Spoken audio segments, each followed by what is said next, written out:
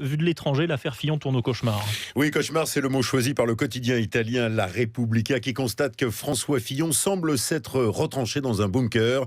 Toujours en Italie, El Foglio a trouvé un modèle, le candidat de la droite est thatchérien jusque dans son obstination. Au Danemark, Fillon serait cuit déjà depuis longtemps, souligne le correspondant à Paris de la télévision publique danoise. Où est le lynchage? Alors que dans d'autres pays européens, François Fillon aurait été contraint sans ménagement au retrait. Questionne en écho le journal suisse Le Temps. De l'autre côté de la Manche, la cause est entendue pour le Guardian. La prise de risque est énorme et le quotidien britannique de s'interroger.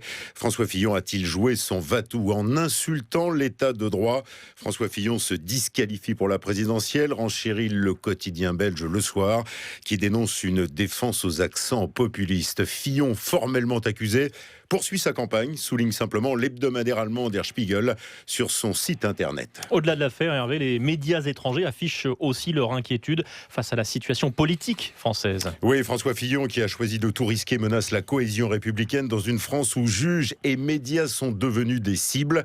Peut-on lire dans le quotidien suisse Le Temps qui traduit le sentiment général. Et c'est bien le manque de morale de la classe politique française qui interroge la presse étrangère.